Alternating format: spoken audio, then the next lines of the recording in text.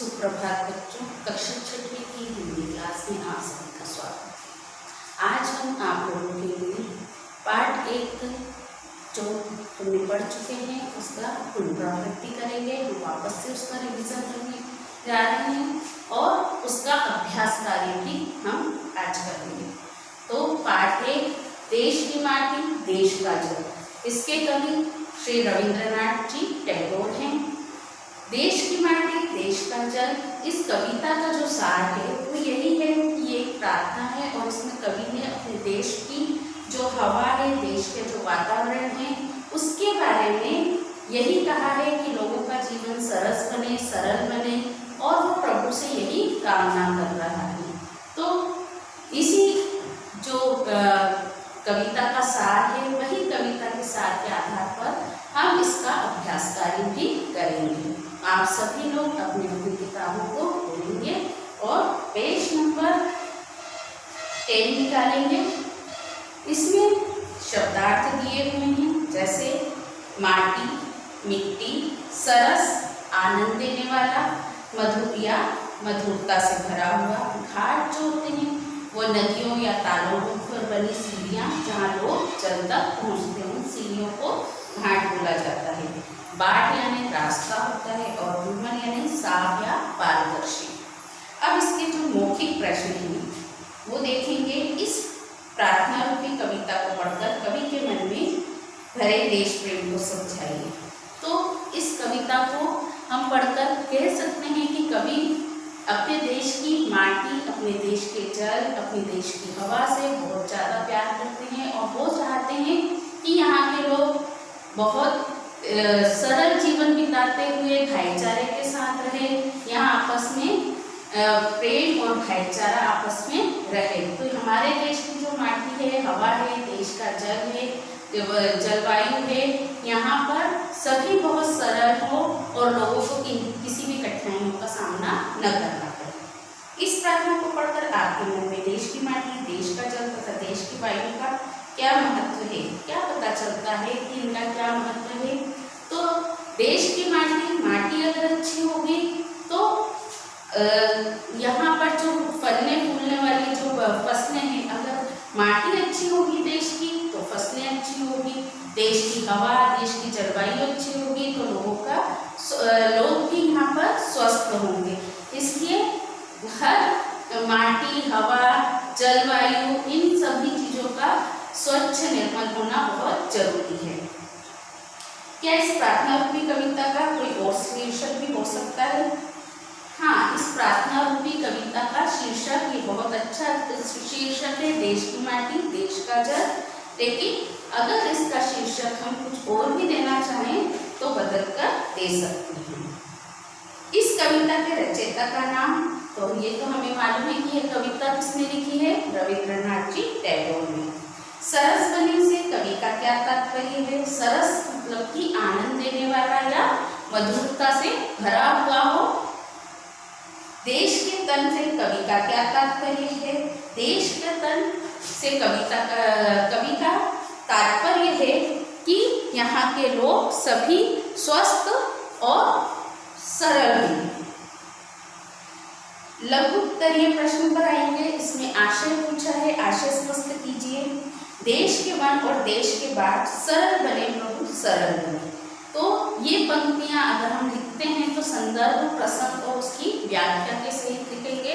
तो इसमें जो संदर्भ है वो यही है कि ये पंक्तियां हमारी पाठ्य पुस्तक के पाठ 1 देश की माटी देश के जल से ली गई है और ये पंक्तियों के इस कविता के जो कवि हैं वो रविंद्रनाथ जी टैगोर है।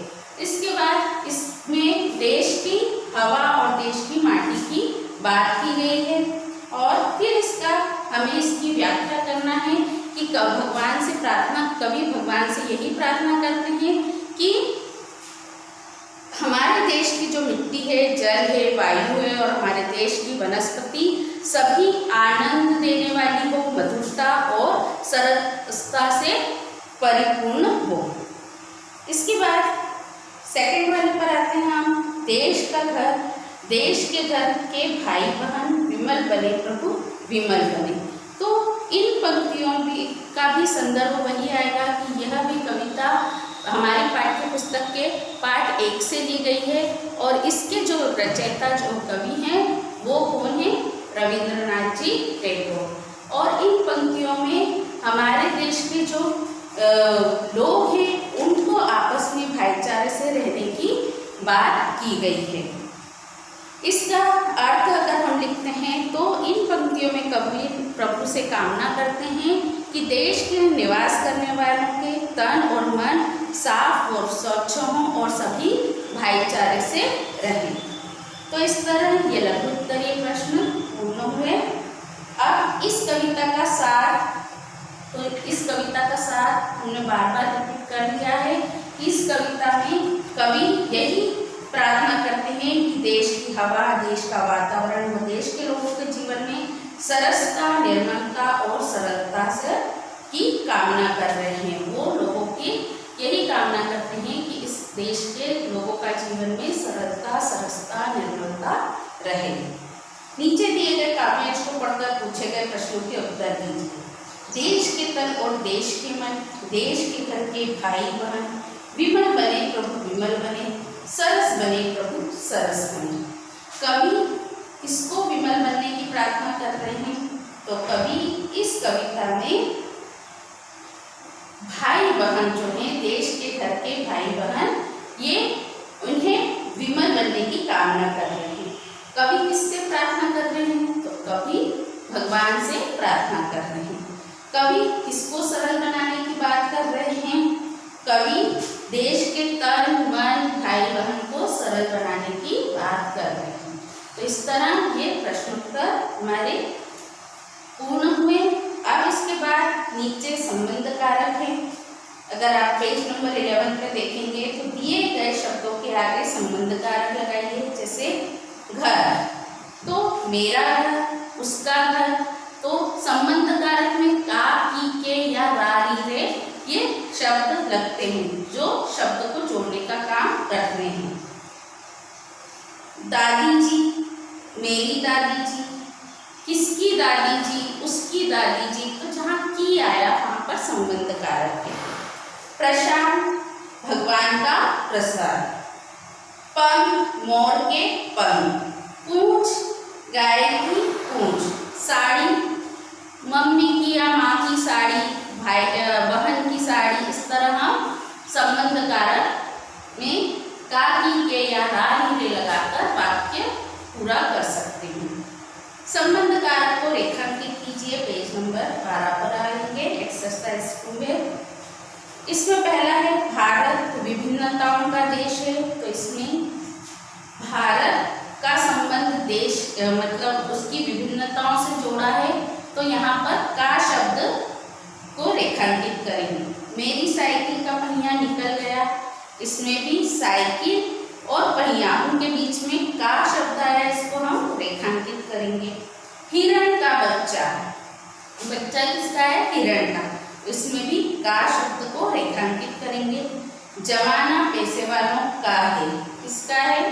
पैसे वालों का, तो इसमें भी का शब्द को रेखांकित करेंगे।